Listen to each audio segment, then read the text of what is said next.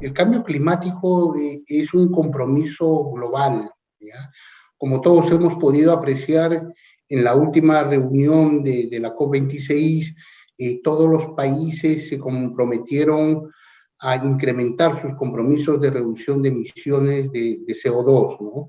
Y esto porque justamente hemos entrado en esta década fundamental en el cual tenemos que intensificar, digamos, las acciones para mitigar el incremento de la temperatura a nivel global y que esta pues no exceda los 1.5 grados centígrados, sobre el cual ya la situación sería irreversible, ¿no?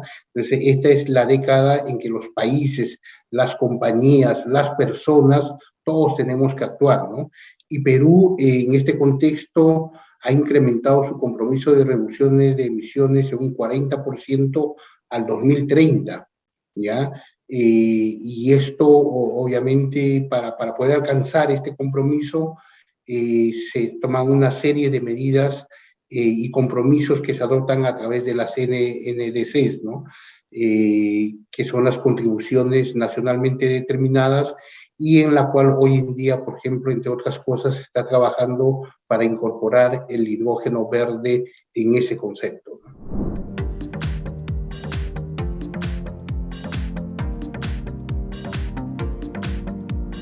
El país, como lo había mencionado, tiene este compromiso de descarbonización, pero también tiene el compromiso de ser carbono neutral, ¿ya?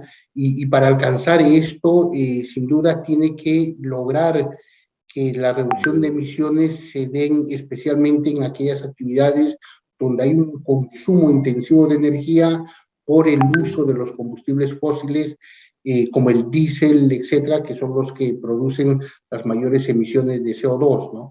Entonces, es importante también observar cómo las compañías que desarrollan estas actividades, como la minería, la acería, el cemento, etcétera, entre otros, la producción de amoníaco, por ejemplo, tienen claramente sus compromisos de ser carbono neutrales también en las próximas décadas.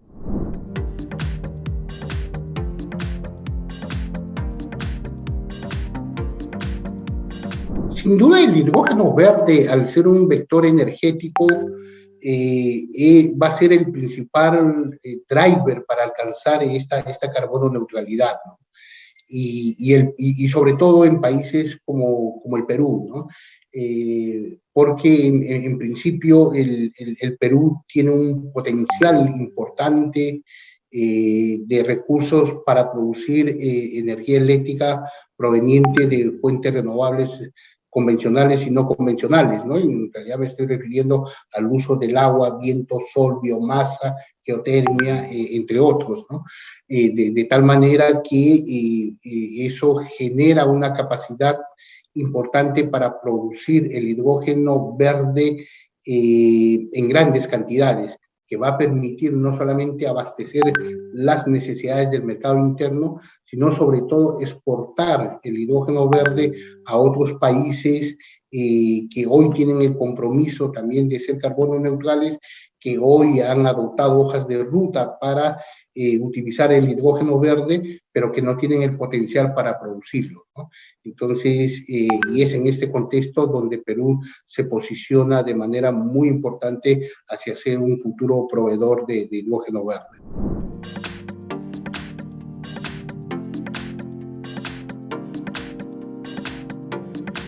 Hace más de un año, cerca de un año y medio, con un grupo de profesionales se constituyó la asociación H2 Perú, a la cual yo presido, ¿no?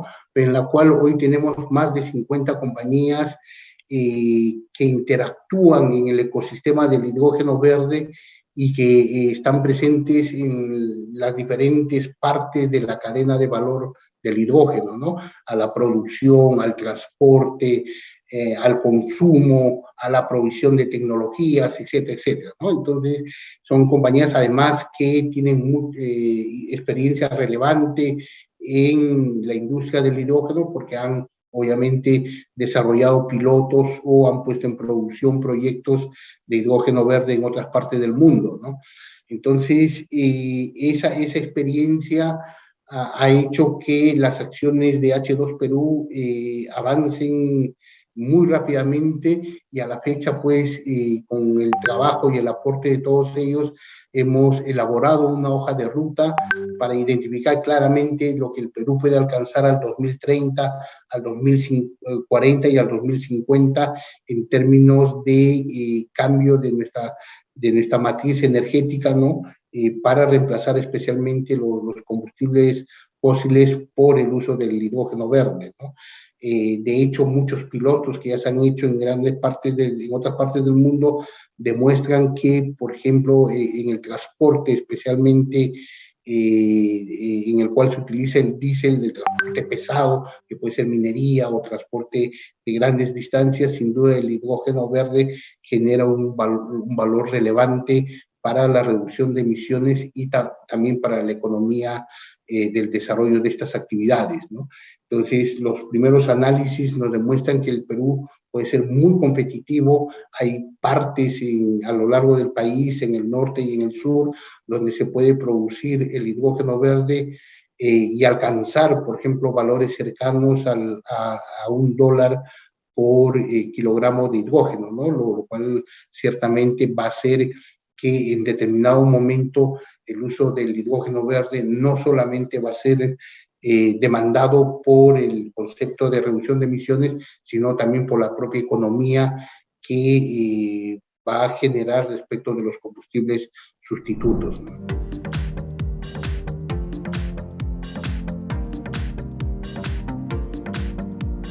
Las zonas fundamentalmente para la producción de hidrógeno son la zona, por ejemplo, en el norte, en la zona de Lambayeque, Trujillo, etcétera, la costa, ¿no? También en el sur de Lima, la zona de Ica, que tiene buen potencial de viento, no solamente potencial, sino calidad de recurso, y la zona sur, los departamentos de Moquegua, Arequipa, Tacna, que tienen un potencial solar y una calidad solar importante que van a permitir la producción de hidrógeno verde a precios competitivos, ¿no? Entonces, los estudios que hemos hecho nos señalan que podemos constituir 3 hubs, ¿no? Tanto en el norte, el centro y el sur del país para la producción y consumo de hidrógeno. Y las industrias que van a utilizar o que van a ser grandes demandantes del hidrógeno verde son pues la minería, la acería, cementos, amoníaco y el transporte.